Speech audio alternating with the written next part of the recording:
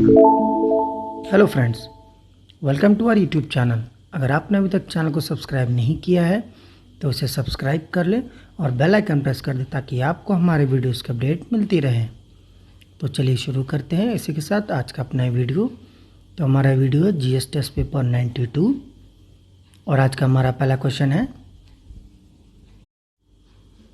Which of the following states are include in the very high risk zone of earthquake.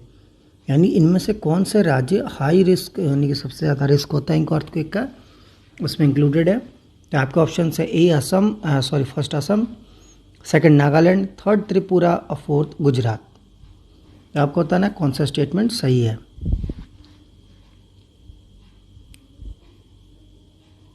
तो उसका सही answer है D, 1, 2, 3 and 4 यानी कि चारों ही सही है। तो चलिए इसी के साथ अगले क्वेश्चन की तरफ बढ़ते हैं। Consider the following statement regarding the Indian oceans dipole. Indian ocean dipole का कंटेक्स्ट में दो स्टेटमेंट है, आपको बताना है कौन सा सही है। It is an irregular oscillation of sea surface temperatures in which the western Indian oceans become alternatively warmer and then colder than the eastern part of the oceans। कहने का मतलब ये एक इरेगुलर यानी कि हमेशा ऐसा ना होने वाला एक ऑक्सीलेशन है, यानी कि जो सरफेस टेम्परेचर होता है उसका आदान प्रदान, जैसे कि इधर गर्म उधर ठंडा, ऐसे तरह से, जिसमें जो हमारा जो हिंद महासागर है तो उसका जो पश्चिमी भाग है वो ज़्यादा गर्म हो जाता है अगर हम अपने पूर्वी भाग की तरफ अगर पूर्वी भाग को देखें तो। और वही सेकंड स्टेटमेंट ये कह रहा है कि it affects the strength of monsoon over the Indian सब कॉन्टिनेंट। तो जो मानसून आती हैं तो उसके स्ट्रेंथ को यानी कि कम या ज़्यादा, तो उसको इंडियन सब कॉन्टिनेंट पे भी अफेक्ट करता है कि मानसून ज़्यादा आएगा या मानसून कम आएगा। ये इंडियन ओशन डाइपोल पे डिपेंड करता है। तो आपको बताना इनमें से कौन सा स्टेटमेंट सही है। तो इसका सही आंसर है सी, बोथ 1 एंड 2 यानी कि दोनों स्टेटमेंट सही है। जो इंडियन ओशन डाइपोल है इसको इंडियन नीनो के भी नाम से भी जाना जाता है, जैसे अल नीनो, ला नीना आपने पढ़ा होगा, तो उसी तरह ये इंडियन नीनो है। Is an irregular oscillation of sea surface temperature in which the western Indian oceans become alternatively warmer then the colder than the eastern part of the ocean. तो मतलब दोनों ही गर्म या ठंडा पूरी भाग से, मतलब इनका टेम्परेचर अलग हो जाता है। तो चलिए इसी के साथ अगले क्वेश्चन की तरफ बढ़ते हैं। Sadikpur Sinauli archaeological site was recently seen in the news is related to. हाल ही में एक नाम उभर के सामने आया जिसका नाम है सादिकपुर सिनौली। ये एक आर्कियोलॉजिकल साइट यानी पुरातत्व विभाग का एक साइट है।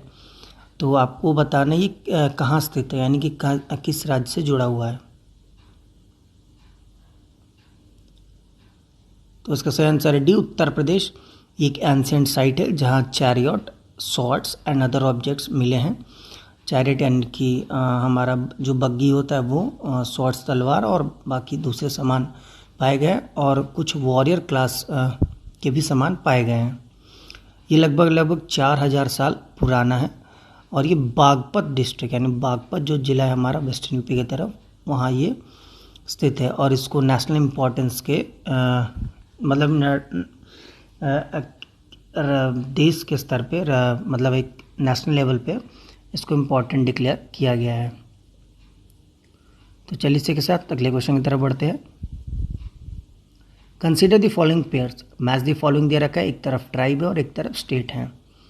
पहला है इदू मिशमी, स्टेट है अरुणाचल प्रदेश। सेकंड है अबुझ मारियास, ये है छत्तीसगढ़। और थर्ड है सोलिगास, ये है कर्नाटका। तो आपको बताने में से कौन सा मैच सही है, यानी कौन सा सुमेल सही है। तो इसका सही आंसर है डी, 1, 2 एंड 3 यानी कि तीनों ही सुमेल सही है। तो चलिए इसी के साथ अगले क्वेश्चन की तरफ बढ़ते हैं। Consider the following statement. पहला है Indian economic summit is jointly organised by the ministry of finance and confederation of Indian industry. यानी जो इंडियन इकोनॉमिक समिट है तो इसको मिनिस्ट्री ऑफ फाइनेंस और एक इंडियन इंडस्ट्री जो कॉन्फेडरेशन है CII, तो इन दोनों ने मिलकर इसको ऑर्गेनाइज़ किया है, यानी कि इसकी शुरुआत की थी। सेकेंड है the theme of the summit is innovating for India strengthening south Asia impacting the world, यानी जो इसका थीम था वो इनोवेटिंग फॉर इंडिया है, यानी इंडिया के लिए नए नए विकास के रास्ते और एशिया में स्ट्रेंथ और इम्पैक्ट वर्ल्ड में दिखाने की ये इसका एक थीम था। तो आपको बताने इनमें से कौन सा स्टेटमेंट सही है। तो उसका सही आंसर है बी, 2 ओनली। पहला वाला गलत है, ये मिनिस्ट्री ऑफ फाइनेंस नहीं बल्कि मिनिस्ट्री ऑफ कॉमर्स और जो CII है जो हमारे कन्फेडरेशन ऑफ इंडियन इंडस्ट्रीज़ है, तो इन दोनों ने मिलकर इसको ऑर्गेनाइज किया था। It will host world leader to discuss issues like inclusive growth, the environment and the innovation. तो 2 मुख्य इसके विषय थे, सब्जेक्ट थे, जैसे कि इंक्लूसिव ग्रोथ और इन्वायरमेंट एंड इनोवेशन। तो वह जो विश्व स्तर पे जो लीडर्स थे हमारे, तो उन्होंने इसी मुद्दे पे डिस्कशन किया था इस समिट में। तो आइए इसके साथ अगले क्वेश्चन की तरफ बढ़ते हैं। Consider the following statement regarding the DigiLocker. DigiLocker के कंटेक्स्ट में 2 स्टेटमेंट है। पहला है it is an online service provide by the ministry of electronic and IT, that is MeitY, under the digital India initiative. यानी कि जो एक digi locker जी है, ये आपका एक ऑनलाइन सर्विसेज है जिसको मेती ने डिजिटल इंडिया इनिशिएटिव के तहत शुरू किया है। सेकंड है users need to possess an Aadhaar card to use DigiLocker, यानी इस डिजी लॉकर को इस्तेमाल करने के लिए आपके पास आधार कार्ड होना ज़रूरी है। तो आपको बताना इनमें से कौन सा स्टेटमेंट सही है।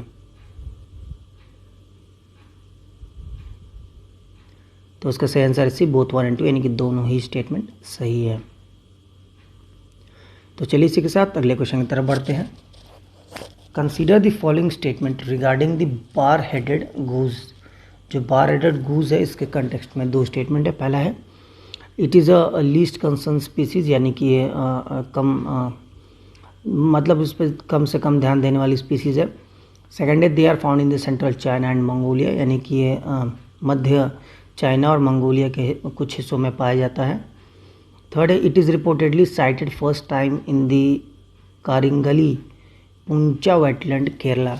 तो इसको हाल ही में एक कारिंगली पुंचा वेटलैंड है केरला में, वहाँ देखा गया है। तो आपको बताना इनमें से कौन सा स्टेटमेंट सही है।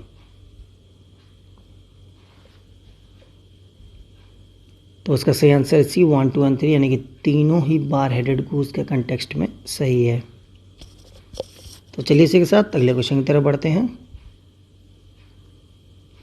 Consider the following statement regarding the Asian water bird census. AWC के कंटेक्स्ट में 3 स्टेटमेंट है। पहला है it is an international programme that focuses on the monitoring status of the water bird and wetland, यानी कि एक विश्व स्तरीय प्रोग्राम है जिसको वेटलैंड और जो other status of water birds है तो उनको देख रेख का काम करता है। सेकेंड है the census is carried by the every 4 years as a voluntary activity at a national and local level, यानी कि हर 4 साल पे इसका एक जनगणना सेंसस होता है और ये वॉलंटरी एक्टिविटी है, बाय नेशनल और लोकल लेवल दोनों स्तर पे किया जाता है। थर्ड है AWC is jointly coordinated by the Bombay natural history society, यानी BNHS एंड वेटलैंड इंटरनेशनल, यानी इन दोनों ने मिलकर इस एशियन वाटर बर्ड सेंसस को शुरू किया है। तो आपको बताना इनमें से कौन सा स्टेटमेंट सही है।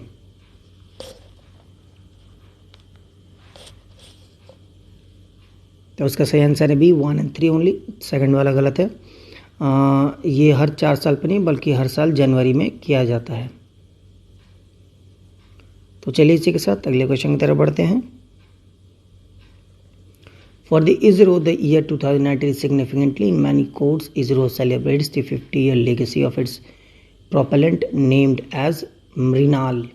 Consider the following statement about Mrinal. तो जैसे कि आपने सुना होगा कि 2019 में ISRO ने अपना 50 साल सेलिब्रेट किया है, उनके 50 साल पूरे हुए थे तो उसको मनाया था और उसी के में एक मृणाल प्रोपेलेंट इन्होंने दिया था।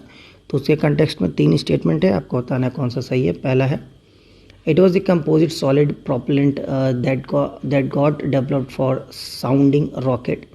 ये एक सॉलिड प्रोपेलेंट है जिसको साउंडिंग रॉकेट यानी वो आवाज़ करने वाले रॉकेट्स में के लिए डेवलप किया गया है। सेकेंड है, even today it is use for filling the first and the third stage of PSLV। ये कह रहा है, सेकंड स्टेटमेंट ये कह रहा है कि जो मृणाल है इसको आज भी पहले और तीसरा जो स्टेज होता है PSLV का, तो उसमें जो फ्यूल्स भरे जाते हैं वो इसी को भरे जाते हैं। Third, it's lighter in weight and has a better structural and thermal properties. ये बहुत ही हल्का होता है और काफ़ी अच्छा इसका स्ट्रक्चरल और थर्मल प्रॉपर्टी यानी कि टेम्परेचर वाली प्रॉपर्टीज़ होती हैं। तो आपको बताना है इनमें से कौन सा स्टेटमेंट सही है।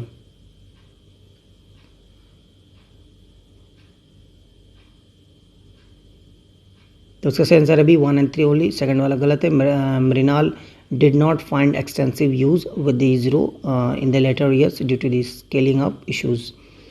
तो जो सेकंड स्टेटमेंट था कि यूज़ किया जाता था PSLV, तो नहीं, ऐसा आज नहीं हो रहा है, ISRO उसको यूज़ नहीं कर रहा है। चलिए इसी के साथ अगले क्वेश्चन की तरफ बढ़ते हैं। ये आज का हमारा लास्ट क्वेश्चन है, क्वेश्चन नंबर 10।